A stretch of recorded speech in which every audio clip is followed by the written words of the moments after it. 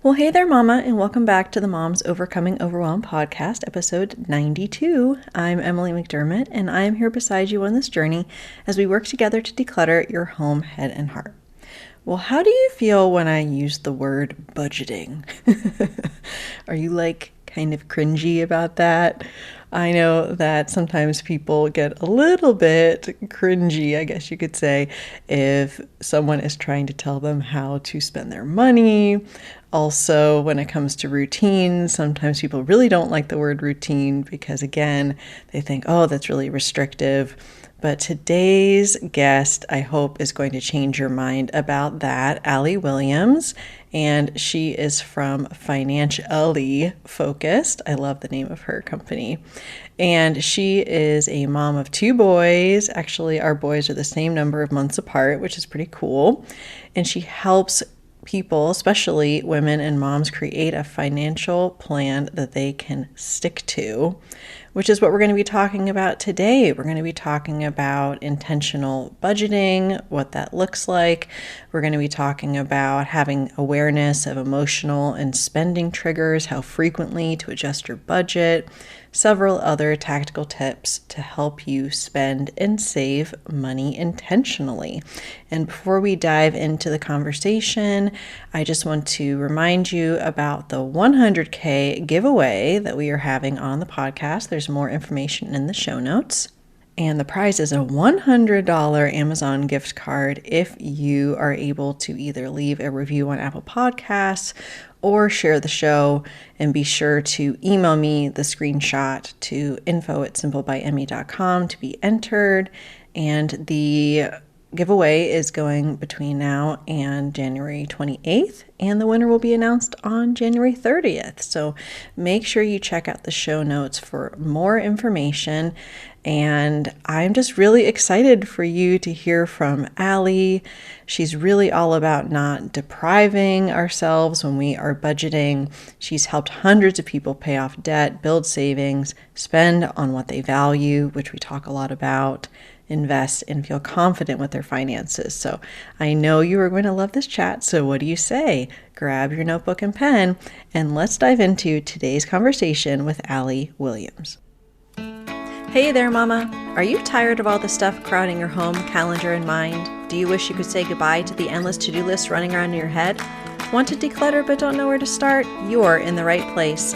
Welcome to Moms Overcoming Overwhelm, where you will find proven and practical solutions to declutter your home, head, and heart. Hi, I'm Emily, a wife, boy mom, and simplicity seeker.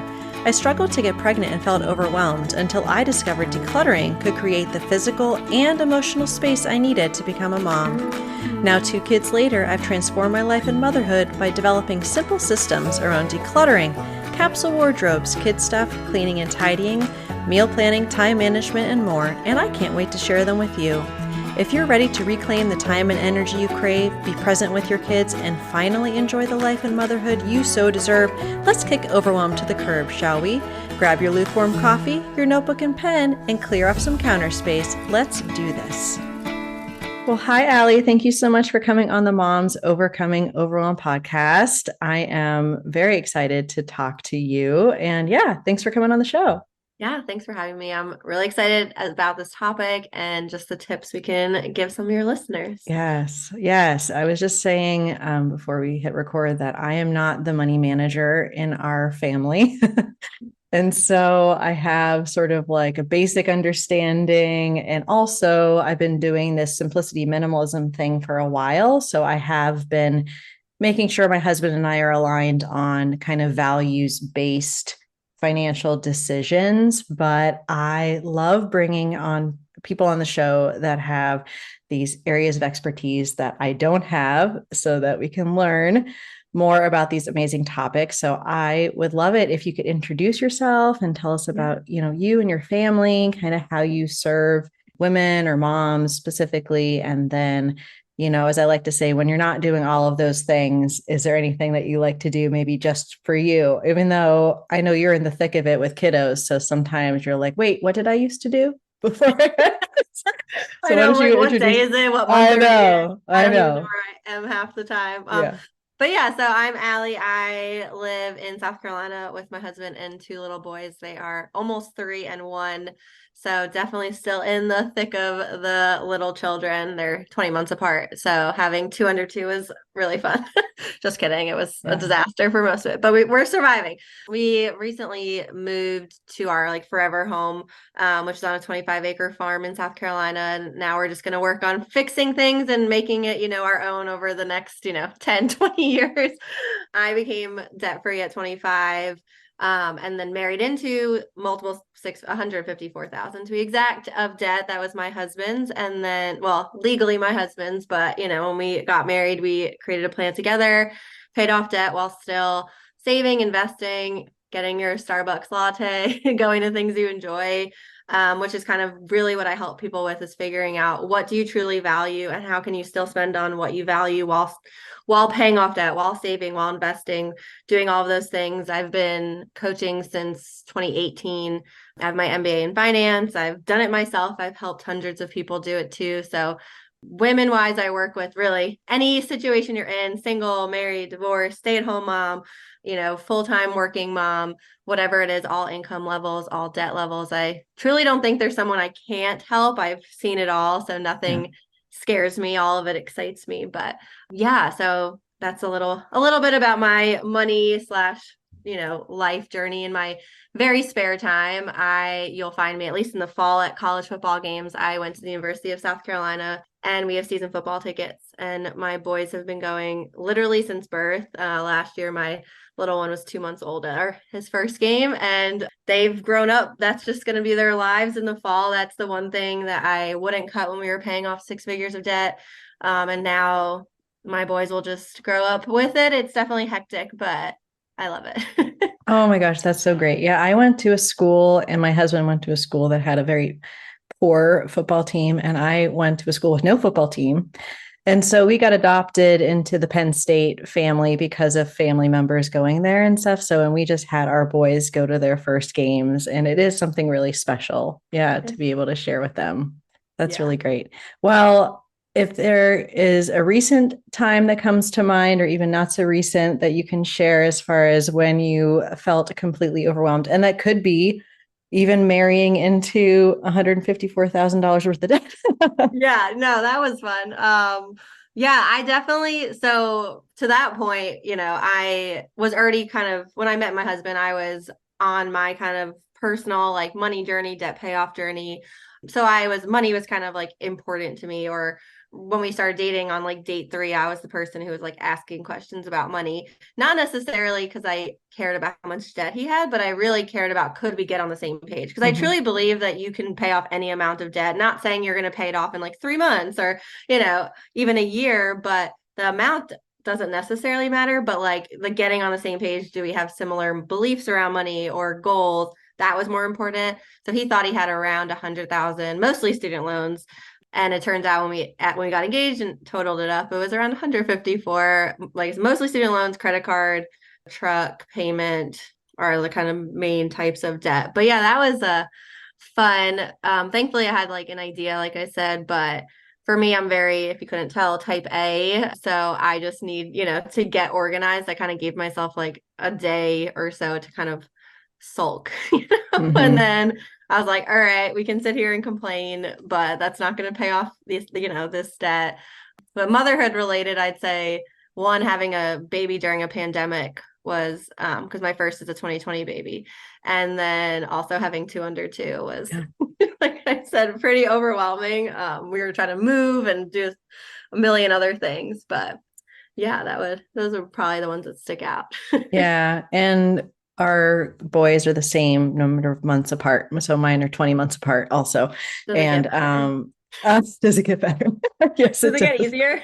It does get easier. It does get easier. But I just remember just like, yeah, the overwhelm of decisions and just like, yeah, it's a tough season. And yes, it does definitely get better. And I think that the simplifying your environment, whatever that means, and that can be physical or financial or anything, and that just really makes a big difference. And I was just thinking about, I do in-person and virtual coaching, and I was at an in-person session today where the person's home was just covered in stuff everywhere.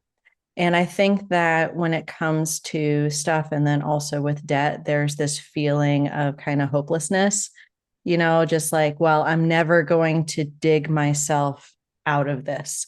And it just sometimes gets worse because of that we're not being intentional with how we are spending, in this case, our money. And so it just is kind of like, well, a Target trip here and an Amazon order here. And then before you know it, it's too late to make returns. And you're kind of like in this vortex of stuff. And so I really loved when you and I connected, kind of talking about the connection between money and intentional budgeting and how that's very similar to how we're intentional with what we bring into our home, what we keep in our home. And so I just want to kind of dive into this idea because I think it's really powerful for my listeners to make that connection because they may not think that decluttering and finances have anything in common, but I think that they definitely do. So when it comes to budgeting, sometimes people kind of recoil at that word. Similar, I think, to routines. Sounds very restrictive. It's like, oh, I don't want to be told like how to spend money or what to do. But we want to be able to have that intention, not be in debt. So, could you talk to us a little bit about, how you define a budget maybe for your clients and how that's sort of like this container for our money that we're able to start with what we love and what is important and what we need and kind of having that intentionality. Can you talk through that a little bit?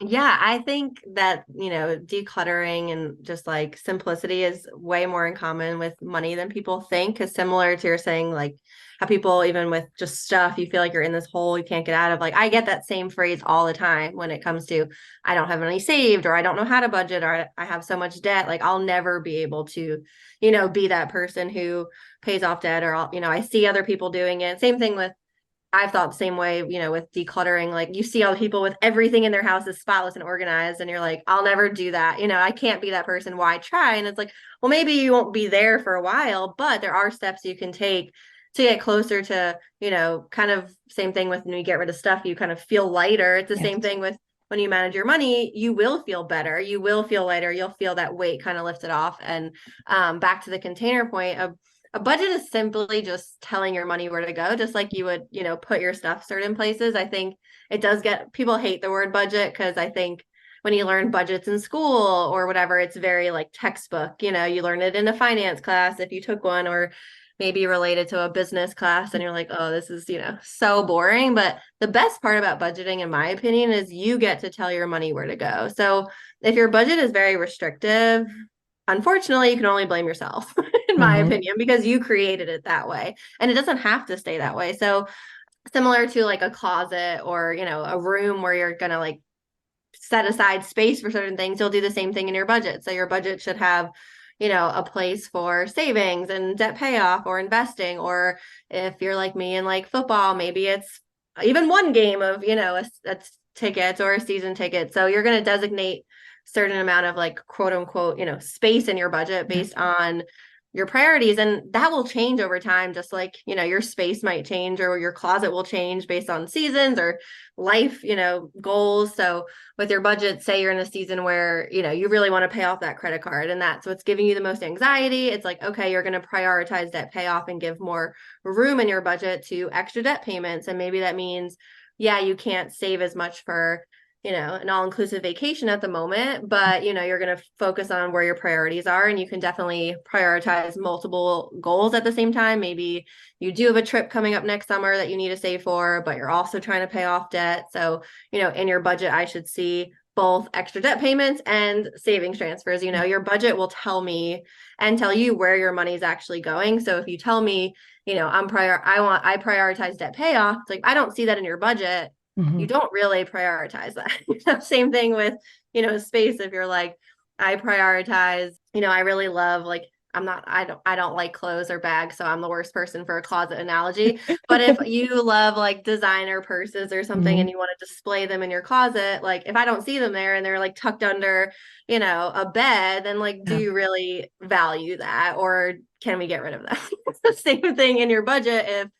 subscriptions, for example, if you have 15 subscriptions and you use 2 of them, let's cut the ones you don't use, save some money. So you could put that money towards the things you truly value. So really a budget is just telling your money where to go. And it should be pretty clear in your budget, what you value and what you prioritize, because you can see it as a line item, in your budget. Yeah, I love that. And I think that one of the areas that my listeners struggle with most is that they have that random Target run, and then Target is designed. I was just talking to my friend about this. Target is designed with women in mind, I think, and moms especially.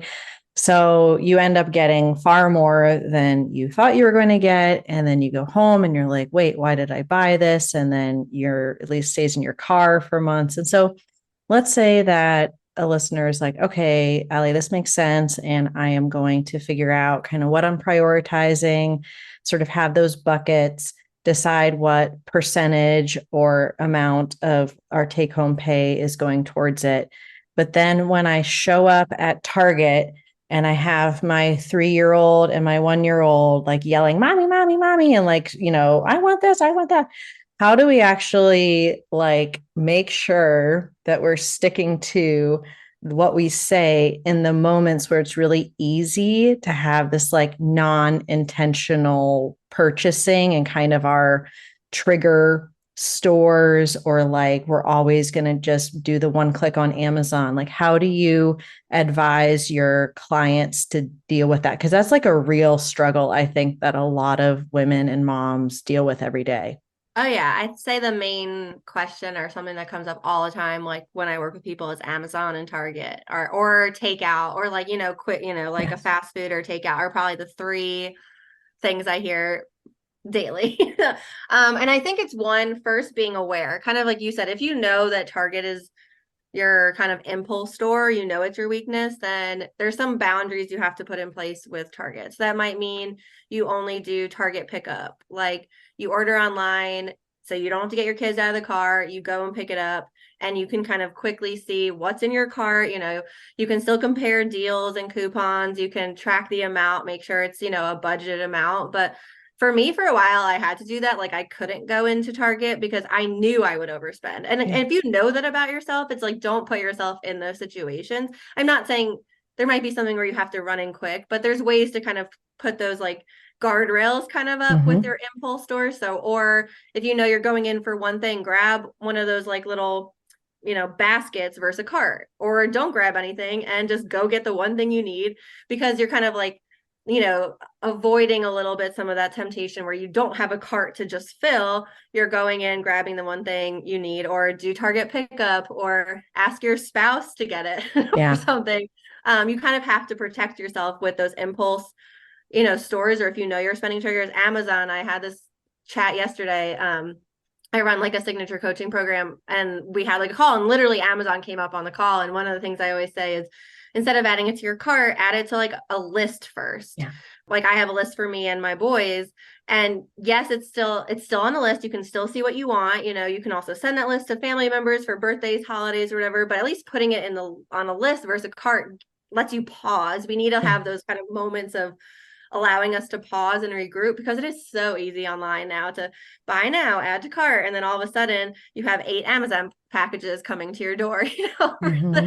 over the next 2 days. So I think recognizing your spending triggers is really important. And if you're not sure where yours are, if you go through your bank account or credit card statement, you will quickly be able to see, where some of your spending triggers are. You can also, one thing to look at is it always on Fridays? Is it when you're overwhelmed from the end of the week and you just, impulse buy everything? Is it certain seasons? Like, is summer a spendier season, or is winter? Like, just starting to be aware of kind of your emotional and just spending triggers is really important. And then putting in some kind of guardrails or boundaries, spending rules, like for anything over a certain amount, you have to wait 24 hours or Yeah. whatever it is. You kind of have to start getting creative and limiting yourself. But yeah, I mean, those Amazon, Target, all those are definitely, I'd say, a pain point for most women. Yeah. Yeah. And so I love some of the tips that you're giving as far as we're starting with that values based assessment where do we want our money to go? How much do we want in the areas? And then when it comes to some of these roadblocks or some of these mental blocks, just having that awareness, having that pause, being able to reassess and how frequently, so let's say someone is starting to do that, they're becoming more aware. How frequently do you recommend people reassess and look at their budgets and kind of like see how they're doing and then be able to change or tweak that? And is that just on your own? Is that ideally with your spouse, or how do you recommend doing that? Yeah, so the method I teach that I think works for 99% of people is budgeting per paycheck. So if you get paid twice a month, you would have kind of like two mini budgets. So anything that would come out of that paycheck, you're doing one budget per paycheck. If you get paid weekly, you'd have, four kind of mini budgets. If you and your spouse get paid twice a month, but opposite weeks, you would still budget weekly. So you kind of have to see like based on your own situation, but definitely recommend budgeting per paycheck for a few reasons. One, it forces you to check in more often. I always recommend checking in at least weekly, so we can be proactive versus reactive. So if you had 1 week and you did overspend, it happens. Like anyone who tells you their budget is perfect is lying to you. Everyone goes over budget. So if anyone tries to be like, they're lying. They're not, that's not the truth. So if you are over 1 week and you check in that week, then it gives you time to make adjustments for other weeks so that your month overall, is still good. And you can move things around. And also it helps you see with a lot of people, I've found that the first half of their month is heavier than the second half, because that's usually when like your rent or mortgage is due and a lot of your big bills are due first half of the month. So if you budget per paycheck, we can see like, should we move due dates? Should we split the bill? It gives us just more visibility into what's actually happening in the month. Because a lot of people I work with will be like, I have no money until the 15th or whatever. And then I have a lot of money and you spend it, but then you get kind of stuck in this cycle. And then if you are managing money with a partner, either, you need to understand how your partner wants to manage money as well, as much as, like I said, I'm very like spreadsheet type A, which my husband is not. So we had a budget meeting. Our first official budget meeting was 2018. And I came to him with a binder of all of this stuff. And he looked at me and was like, no, nope. Nope. And so I was like, what do you mean? Like, this isn't fun, So I think having a conversation with your spouse about how do they want to manage money? Do they want to be involved in daily transactions? Do they want to be updated? Do they want formal sit downs? And it's going to take some trial and error. We don't do like formal meetings, but Yeah. we keep money very conversational. While we were in the thick of paying off debt, I'd be like, oh, we paid off this amount, oh, we have this coming up. He knows if there's something he wants or needs. He has to give me time, like months, to plan and do sinking funds. So if he's like, I need new tires in 4 months, cool, great, I can plan, versus coming to me, I need $1,000 tomorrow. Like I can't, our budget's set, we can't just, do that. So I think getting to the point where you are talking about money, just like you talk about how's your day at work or what's going on with the kids, is the goal, but really understanding that your partner might be in a different place and having those conversations to kind of just start opening the doors of communication for Yeah. money. No, I love that. And I am definitely, I'm very organized about things, but then sometimes when we get deep into the financial weeds, I just kind of like shut down. Yeah, no, So totally. I'm definitely more like your husband in that way. But one of the things that you said I really love is the flexibility that when you're kind of looking at it sort of as like two budgets, for example, then you can kind of move things and then also having that planning component for the sinking fund, which I'm going to have you define in just a second because I have heard of that. And I think that that's a great way to not only be more proactive, but it kind of reduces some of that stress and overwhelm that comes from unexpected things that can cause a lot of stress within, a marriage or a partnership. And so, can you just quickly define what sinking funds are, maybe, and then how you recommend your clients like plan for those types of things?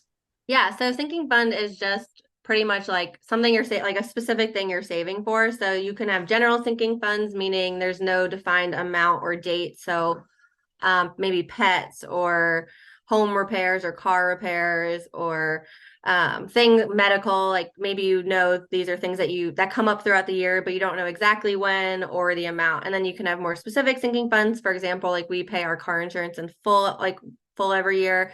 It's every January, so we save and then pay it.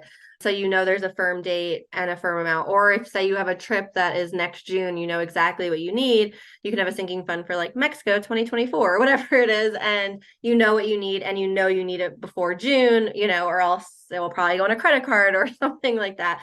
So it's pretty much just very specific savings goals. So for example, we have pets because we have a dog and we've had fun vet bills for that. We have repairs, which for us it's home and car. I just kind of loop together. We have our car insurance and which is specific and our car registration. So things like that. Some are seasonal. So you might have like a Christmas or holiday sinking fund. Maybe you save throughout the year for the holidays. Maybe you only save 6 months. It just depends on your budget and your goals. So you don't have to save the same amount every month. Sometimes it's seasonally. We save for a car. We have to buy a new car. So that was a sinking fund. When we were in the process of buying a house, a home is a sinking fund. So what I like to do I also tell people all the time, I think that most expenses aren't unexpected. We just didn't plan for them, which some people don't like that because they're like, what do you mean? And it's true. I mean, most like I'm not saying you're going to picture, my car, gosh, when I was in the thick of like paying off debt, my car literally like I needed a new engine and I was on the side of the road, like, crying practically. I'm like, I can't get an engine. But like, could I predicted that? No. But if I'm a car owner, I can predict that I probably will need some kind of car repair at some point. Same thing with a homeowner. If you own a home, you need a home sinking fund because something will happen. You don't know when, but it will. So I like to do what I have in my program, Flourish Financially. I have this year overview tracker, and I have it on Google Sheets, but also you literally just mapping out your year, going through your calendar, going through birthdays, anniversaries, annual fees, kids' school trips, like just planning it all out.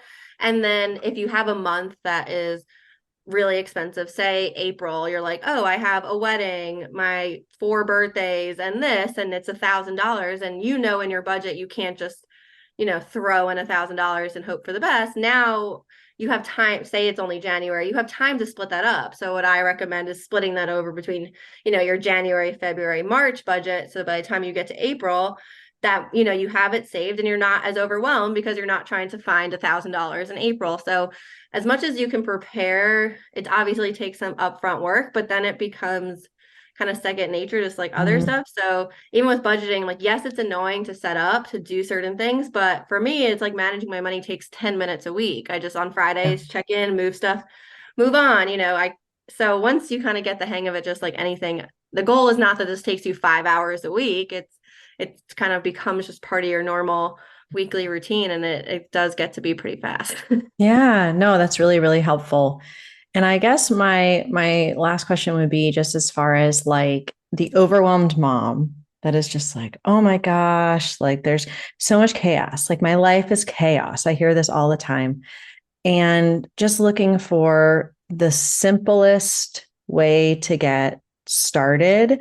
Besides, of course, you have to do some of that internal pre work of like, okay, what do I value? Like we talked about, and then being able to have sort of that plan. But a lot of times people get focused on the tools. So they're like, well, I need this special app and I need to use this special spreadsheet or else I just can't do it right. So I'm just not going to do it at all.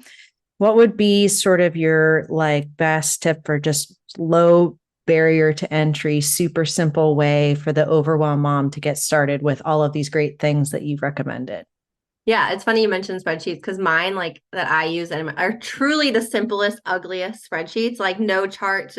But I've had people who use them are like, this works. And I'm like, I know because we get so focused on having, like you said, 8 charts and pretty colors and 70 tabs, which sound great in theory. But when you have little kids and work and other stuff going on, you don't have time to go through 8 different tabs showing you like conclude like all this stuff analysis. You just want to know, do I have money for this? Am I on track for my goals? And like, let's move on. So yeah, I always am like, my spreadsheets are so simple, but then people are like, I need simple. I'm like, same, me too. I just, you compare it to like all the other fancy spreadsheets, and sometimes fancy isn't what's best. But to start, I'd say the first thing you have to do, which is truly the worst step, but it's needed, is a money audit. Just kind of same thing if you were trying to simplify your house, is like it's the worst step, right? Is to pull everything out and go through it. But it's the same thing with your money, is you need to know where you're starting, because we get in our heads a lot. And sometimes we think it's worse than it is. Sometimes it is worse than it is, but we won't know until we actually look at our true numbers. So what I want you to do is set aside time, or this might take you an hour, it might take you 3 weeks. I don't know, depending on your schedule. Definitely don't rush it, but you need to know how much you have in debt, not just amount, but what types of debt, interest rate, current balance, like literally like detail level, how much debt, how much do you have in savings? Is it just savings or is it specified for certain goals? What are you truly spending in a month? I always say choose an average month. Like don't choose December because everyone spends more in December for the most part. So choose an average month, go through all your expenses. We need to do a complete money audit. And if you're scared to check your accounts, I know like that overwhelm comes up, but I know if you do it, you will feel better because at least you'll know your real numbers, not what you think it is. So it kind of similar to like decluttering and simplifying your home. It's the same type of thing. We need to know where we're at today. So that would be like, you have to do that. Don't rush to budgeting. Don't rush to anything else. We need to start with a money audit. Yeah, that's really, really helpful. And you're right. I mean, when you were talking about your husband and he was like, yeah, I think it's like 100,000. And then you do all the math and you're like, no, actually, it's more than Yeah. that. You have to have that baseline of kind of knowing, where you're starting. And do you recommend, just like you said, like that simple spreadsheet, just to kind of like have the categories and then just sort of track it that way? Yeah, so I have like an expense tracker, but you can literally use a pen and paper, whatever like what I tell people, whatever you'll actually check is what I want you to use. So if you are a pen and paper person, do not try to go use a fancy spreadsheet. Do it old school, use a pen and paper, whatever you'll actually use. If you love spreadsheets, yeah, categorize it like takeout, home, even you can get more specific with vendor, like are you spending like $30 a week at Chick-fil-A? If so, maybe, just so you know, I always try to add notes too. So if you can think of like, what were you feeling in that moment? Was it a Friday? Just so you can start to see those kind of like spending emotional triggers as well.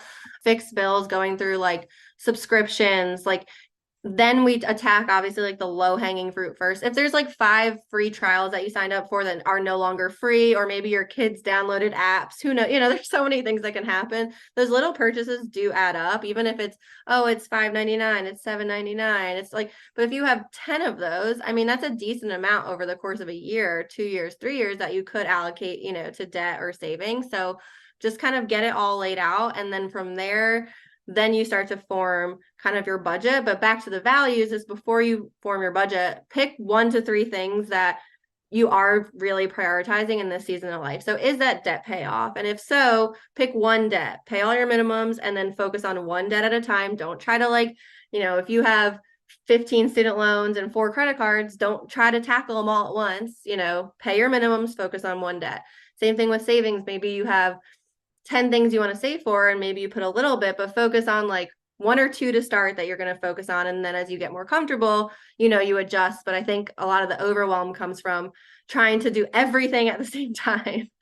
Yeah, I agree. And that works definitely with decluttering your home as well. I was just doing that today where the person would put the thing back in the place where it belonged. And then it was like, okay, is that the home? Yes. And then she would just kind of get distracted and sort of moving on to the next thing. So it is really easy to get distracted when you were doing that. But well, this has been incredibly helpful. I feel like I got a great financial education here in this short amount of time. And I would love if you could tell my listeners where they can connect with you and just briefly about, your signature coaching program. And I'll make sure to link to everything in the show notes too. Yeah, so best place is probably Instagram. At least my phone tells me I spend too much time on Instagram. And I'm like, if you have questions of things you learned that you want clarification on, feel free to message me. I'd love to assist in any way I can. My website, which is financially focused, it's financially with an I because like my name, Alli. I have like over 10 different free resources. I've been blogging for years, so there's a ton of free blog posts and content, plus information on Flourish Financially, which is my signature coaching program.